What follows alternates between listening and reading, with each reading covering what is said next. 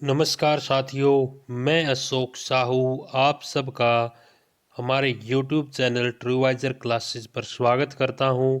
जैसा कि आपको पता है कि हम जो हैं अपना वेक्टर वाला टॉपिक डिस्कस कर रहे हैं, तो वेक्टर के रिगार्डिंग हमने ऑलरेडी जो हैं 3 क्लासेस डिस्कस कर ली हैं।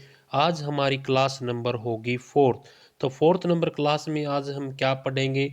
आज हम जो है डॉट प्रोडक्ट के बारे में पढ़ेंगे। इससे लास्ट क्लास में हमने जो है सेक्शन फॉर्मूला के बारे में, पोजीशन वेक्टर मिड पॉइंट के कैसे निकालें उनको पढ़ा था, डायरेक्शन कोसाइंस कैसे फाइंड आउट करें उन सब चीज़ों को पढ़ा था। तो आज की क्लास में हम जो है सबसे पहले डॉट प्रोडक्ट पढ़ेंगे। तो चलिए स्टार्ट करते हैं डॉट प्रोडक्ट से क्लास को। डॉट प्रोडक्ट आपने देखा तो बहुत बारी होगा डॉट प्रोडक्ट को, बट आज देख भी लीजिए कि हम डॉट प्रोडक्ट करते कैसे हैं, क्योंकि आपसे डायरेक्टली एग्जाम में क्वेश्चन पूछा जा सकता है कि डॉट प्रोडक्ट कैसे करते हैं। तो देखिए, अगर आपको कोई वेक्टर दे रखा हो, मान लीजिए इसके कंपोनेंट हैं A1i plus B1j plus C1k, ये इसके कंपोनेंट दे रखे हैं। और बी भी कोई वेक्टर दे रखा है आपको, जिसके कंपोनेंट दे रखे हैं A2i plus B2j plus C2k, ये कोई आपको बी के कंपोनेंट दे रखे हैं। आपसे पूछ लिया जाए कि ए और बी का डॉट प्रोडक्ट को शो करने के लिए हमारे पास क्या होता है, हमें सिर्फ क्या लिखना है, छोटा डॉट लगा देना है, ए डॉट बी, ये क्या हो जाएगा डॉट प्रोडक्ट, जैसा कि नाम से ही पता लग रहा है। तो इसके लिए हमारे पास डायरेक्टली आपको जो याद रखना है वो एक फॉर्मूला याद रखना है कि अगर डॉट प्रोडक्ट है तो A magnitude of A into magnitude of B, और इसके साथ कौन सा एंगल लगाएंगे हम, कोस थीटा। ये क्या कहलाता है, आपका डॉट प्रोडक्ट कहलाता है। यानी कि अगर आपसे ए बी का डॉट प्रोडक्ट पूछे तो आपको क्या करना है, दोनों के मैग्नीट्यूड का कोस थीटा के साथ क्या निकाल देना है, मल्टीप्लीकेशन निकाल देना है। क्योंकि एंगल कहाँ पे बनता है, जैसे ये कोई आपका ए वेक्टर था, ये बी वेक्टर था, इन दोनों के बीच का जो एंगल था थीटा, ये क्या कहलाता है, दोनों के बीच का एंगल।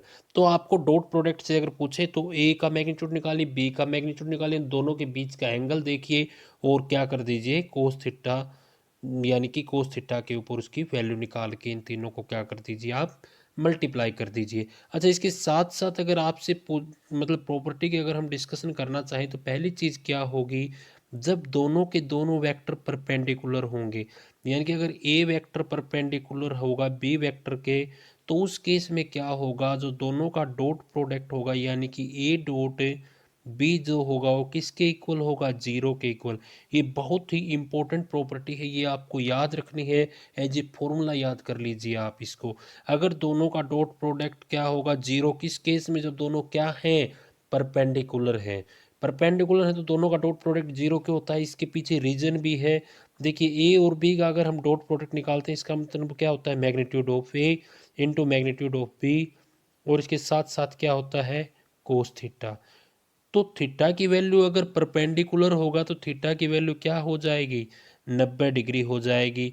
और आपको पता है क्या, कोस 90 की वैल्यू कितनी होती है, कोस 90 की वैल्यू होती है जीरो। अगर किसी को नहीं पता हो ये वैल्यू तो हमारी ट्रिग्नोमेट्री वाली क्लास देख ले, आपको अच्छे से पता लग जाएगा। तो यहाँ पर दोनों का प्रोडक्ट क्या हो जाएगा, हमारे पास जीरो हो जाएगा। यानी कि ए और बी का डॉट प्रोडक्ट हमारे को क्या मिल गया, जीरो मिल गया। उसका मिलने का रीजन क्या था कि अगर दोनों परपेंडिकुलर है तो एंगल दोनों के बीच का बनेगा 90 डिग्री का। 90 डिग्री का एंगल बनने का मतलब है कि कोस 90 की वैल्यू जीरो होती है। इसीलिए दो वेक्टर जो एक दूसरे के परपेंडिकुलर होते हैं उनका डॉट प्रोडक्ट क्या होता है, हमेशा जीरो होता है। और इसी कारण से अगर डॉट प्रोडक्ट जीरो होता है तो क्या मैं ये चीज़ कह सकता हूँ कि आई इंटू जे भी क्या होगा, आपका जीरो होगा, और जे इंटू के भी क्या होगा आपके पास, ये भी जीरो होगा। जे इंटू के बोले तो भी क्या मिलेगा हमारे को, ये भी जीरो मिलेगा। और के इंटू आई इंटू के भी क्या होगा हमारा, जीरो होगा। ये वैसे तो आपसे पूछा नहीं जाएगा बट आपको जनरली पता होना चाहिए। सेकंड, अगर हम बात करते हैं कि अगर दोनों के बीच का एंगल, यानी कि अगर ए और बीच के एंगल जो है थीटा कितना हो, 0 डिग्री हो। अगर 0 डिग्री एंगल होगा तो क्या आपको पता है कि कोस जीरो की वैल्यू कितनी होती है, तो कोस जीरो की वैल्यू कितनी होती है, 1 होती है। तो दोनों का डॉट प्रोडक्ट क्या आ जाएगा, magnitude of A into magnitude of B आ जाएगा। किस केस में, जब दोनों के बीच का एंगल कितना होगा, 0 डिग्री होगा, क्योंकि कोस जीरो की वैल्यू कितनी होती है, cos zero is equal to 1 होता है, बट कोस 90 आपको पता था 0 था, इसलिए दोनों का डॉट प्रोडक्ट 0 था। अब यहाँ से हमारे को क्या मिलेगा, देखिएगा दोनों, अगर मैं मान लूँ कि दोनों वेक्टर ए ही होते, यानी कि ए वेक्टर है और ए वेक्टर है, एंगल जीरो का मतलब तो ये भी हो सकता है ना कि एक लाइन ये है दूसरी लाइन इसी के ऊपर हो, तो जीरो भी हो सकता है। तो उस टाइम पे हमारे को क्या मिलेगा, वेक्टर ऑफ ए का स्क्वायर, क्योंकि magnitude of A into magnitude of B करेंगे तो उसका मतलब क्या हो जाएगा, मैग्नीट्यूड ऑफ ए का होल स्क्वायर। ये भी मिल सकता है। तो यहाँ से हमारे पास एक नई चीज़ निकल करके आई। वो क्या निकल करके आई कि पीछे हमने देखा था कि आई और जे का मल्टीप्लिकेशन किया था, बट यहाँ पे तो आई का आई से मल्टीप्लाई होगी, तो ये किसके इक्वल होता है, आई स्क्वेयर के इक्वल होता है। यानी कि आई स्क्वेयर का मतलब क्या हो जाएगा, आई कैप स्क्वेयर। कैप किसके लिए यूज होती है, यूनिट वेक्टर के लिए, तो ये क्या हो जाती है, 1 के इक्वल हो जाता है। इसी तरीके से हमारे पास जे कैप इंटू जे कैप भी क्या हो जाएगा, ये भी 1 के इक्वल हो जाएगा, और के कैप इंटू के कैप भी क्या हो जाएगा, ये भी हमारा 1 के इक्वल हो जाएगा। यानी कि तीनों के तीनों किसके इक्वल आ गए, 1 के इक्वल आ गए। किस केस में, जब आपको दे रखा था थीटा क्या है, 0 डिग्री है, या फिर दोनों वेक्टर क्या हो, इक्वल हो। तो चलिए इन चीज़ों को, यानी कि डॉट प्रोडक्ट को हम थोड़ा क्वेश्चन से समझते हैं तो आपको अच्छे से समझ आएगा। क्वेश्चन मान लीजिए आपको कोई, यानी कि क्वेश्चन लेकर के चल रहे हैं हम, ए कोई वेक्टर दे रखा था, यानी कि ए कोई वेक्टर दे रखा है। ए के अंदर आपको क्या दे रखा है कि 2i माइनस 3j दे रखा है, और प्लस में क्या दे रखा है आपको, के, यानी कि एक वेक्टर दे रखा है। बी कोई वेक्टर मान लीजिए, बी वेक्टर क्या दे रखा है, आई प्लस 4k, यानी कि मैंने 4k लिख दिया। इसका मतलब क्या हो गया, जे का कोफिशिएंट 0 है।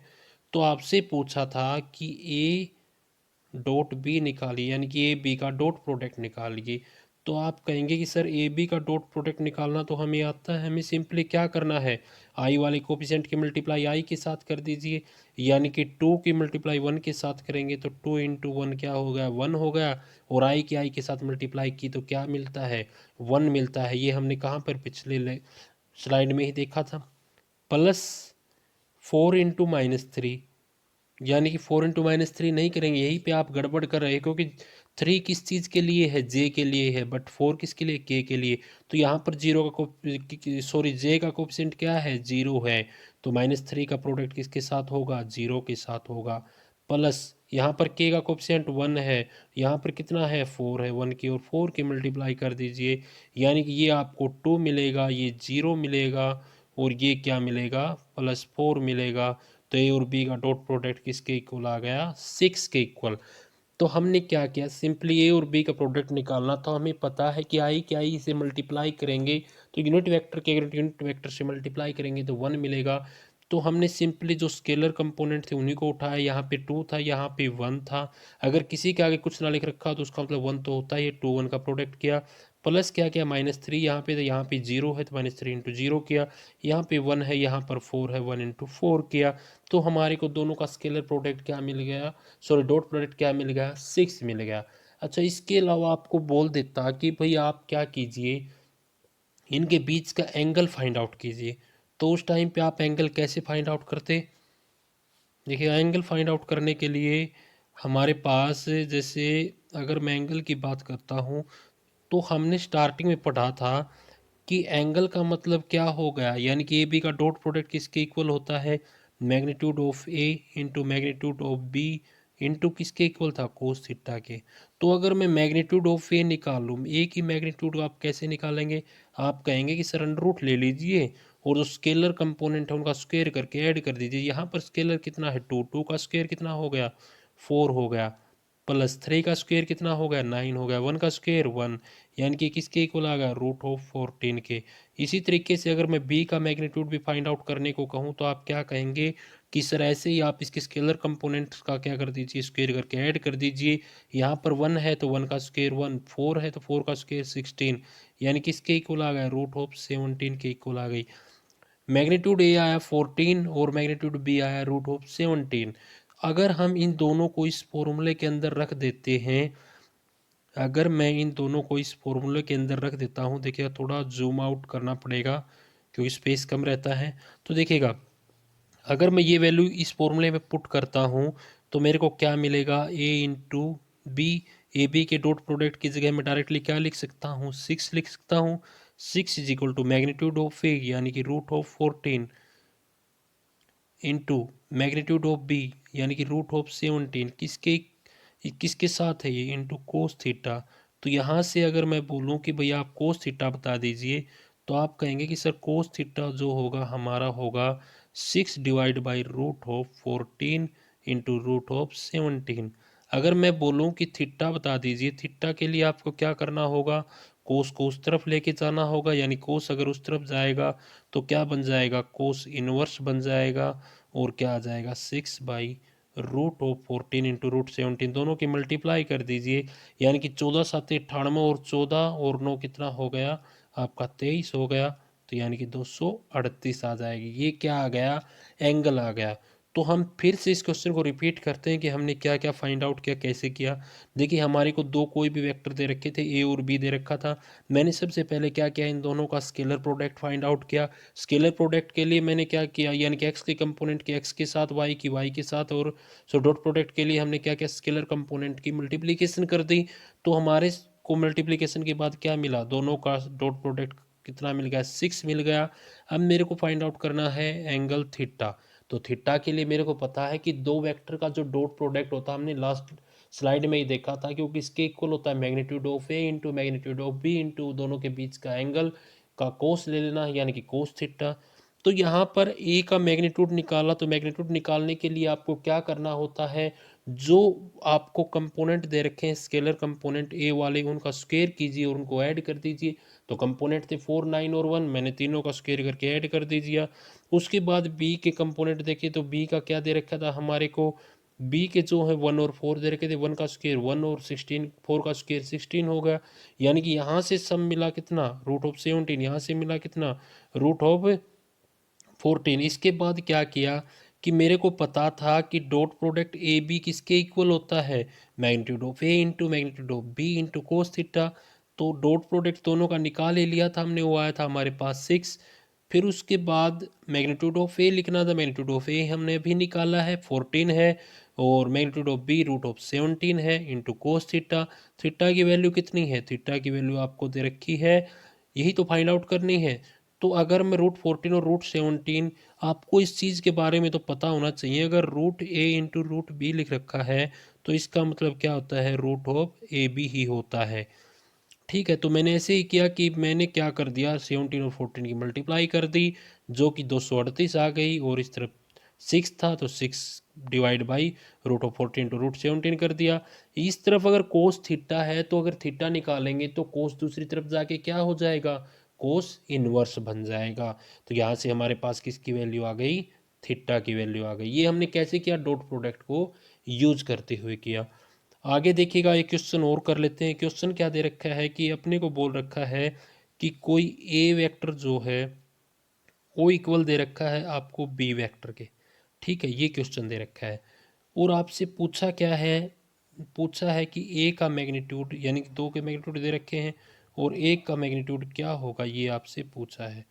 तो इसको बताने से पहले आपको एक कंडीशन और दे रखी है कि ए और बी जो हैं दोनों का डॉट प्रोडक्ट किसके इक्वल है, 1/2 के इक्वल है। और दूसरी चीज़ क्या दे रखी है, थीटा किसके इक्वल है, 60 डिग्री के इक्वल है। तो अभी अभी हमने पढ़ा है क्या कि सर दो का डॉट प्रोडक्ट जो होगा वो किसके इक्वल होगा, यानी कि ए डॉट बी मैं आपसे पूछूं तो आप कहेंगे कि sir magnitude of A into magnitude of B into cos theta के इक्वल होगा। मैग्नीट्यूड ऑफ ए तो हमें पता नहीं ना बी का पता, तो अगर मैं एक्स मान लेता हूँ मैग्नीट्यूड ऑफ ए को, तो मैग्नीट्यूड ऑफ ए जो है आपकी इक्वल दे रखी है किसके, मैग्नीट्यूड ऑफ बी के। तो मैग्नीट्यूड ऑफ ए की भी एक्स मान ली तो बी भी एक्स हो जाएगी। कोस थीटा, कोस 60 की वैल्यू इज इक्वल टू किसके इक्वल है, 1/2 के। तो अगर मैं आपको बोलूँ कि आप कोस 60 की वैल्यू बताइए, तो आप कहेंगे सर cos 60 तो 1/2 ही होता है, तो 1/2 इस तरफ है, 1/2 इस तरफ है, यानी कि कहने का मतलब क्या है, एक्स के और एक्स के मल्टीप्लाई एक्स स्क्वेयर आ गया इज इक्वल टू 1 मिलेगा, और मैग्नीट्यूड ऑफ निकालना था तो एक्स क्या हो जाएगा, 1 हो जाएगा। तो देखिएगा, सबसे पहले तो आपको दो चीज़ों के बारे में पता होना चाहिए अगर आपको वैल्यू निकालनी थी। पहली चीज़ ये थी कि दो अगर आपको कोई वेक्टर दे रखे हैं, उनका अगर आपको डॉट प्रोडक्ट निकालना है तो इसका मतलब वो किसके इक्वल होता है, magnitude of A into magnitude of B into cos theta होता है। थीटा की वैल्यू 60 डिग्री दे रखी है, तो ये किसके इक्वल आ जाएगा, एक्स इंटू कोस 60 डिग्री, यानी कि ए और बी का जो डॉट प्रोडक्ट है वो आपको 1/2 दे रखा था, 1/2 की जगह हमने 1/2 लिख दिया, और हमने मान लिया कि मैग्नीट्यूड जो है एक्स के इक्वल है, दोनों इक्वल है, तो दोनों की जगह एक्स इंटू एक्स लिखना पड़ेगा। कोस 60 की वैल्यू आपको पता है कि 1/2 होती है। अगर किसी को कोस 60 की वैल्यू नहीं पता तो आप ट्रिग्नोमेट्री की क्लासेस देख लें, आपका जो ये कॉन्सेप्ट है ये भी क्लियर हो जाएगा कि वैल्यूज़ को फिंगर टिप्स पे कैसे याद रखें। तो हमारे को वैल्यू पूछी थी मैग्नीट्यूड की, मैग्नीट्यूड एक्स स्क्वायर 1 होता है, तो इसका मतलब क्या होगा, एक्स भी आपका क्या रहेगा, 1 रहेगा। तो आज की क्लास में इतना ही। आज हमने सीख लिया कि हम किन्हीं भी दो वेक्टर का जो है डॉट प्रोडक्ट कैसे फाइंड आउट करेंगे। अब आपको करना क्या है, सिंपली आपको कहीं भी कुछ भी क्वेश्चन मिले तो आप उसका डॉट प्रोडक्ट निकाल के देख सकते हैं आप जो है, और हो सकता है आपसे डायरेक्टली क्वेश्चन जो है एग्जाम में पूछा भी जाए कि, या तो आपसे पूछा जाएगा तो मोस्टली पूछा जाएगा कि थीटा एंगल की वैल्यू फाइंड आउट कीजिए, या फिर स्केलर प्रोडक्ट बता दीजिए क्या होगा, या फिर एक की मैग्नीट्यूड देके दूसरे की मैग्नीट्यूड पूछ लेगा। ऐसा कुछ किसी भी तरीके से क्वेश्चन को घुमा सकता है। यानी क्वेश्चन फ्रेम होने के इसमें जो है 4 से 5 तरीके हैं, बट अगर आपको सिंपली बेसिक पता है तो आप कुछ भी फाइंड आउट कर सकते हैं। तो आज की क्लास में फ्रेंड्स इतना ही रहेगा। आई होप आपको सब कुछ समझ आया होगा। अगर आपको क्लास अच्छी लगे तो वीडियो को जो है आप लाइक कर देना, चैनल को सब्सक्राइब कर लेना, और अगर आपको जो है आप यहाँ पर नए हैं और आप हरियाणा एग्ज़ाम्स की तैयारी कर रहे हैं, तो मैंने ऑलरेडी 2 कोर्स पहले ही जो हैं डाल दिए गए हैं। वो आपका ट्रिग्नोमेट्री और सेट एंड सबसेट का रहेगा, और ऐसे ही अलग अलग कोर्सेज और भी डालते रहेंगे, क्योंकि हम पहले हरियाणा के एग्ज़ाम्स के लिए जो एडवांस मैथ है उसका सेक्शन को कंप्लीट करेंगे। Thanks for watching.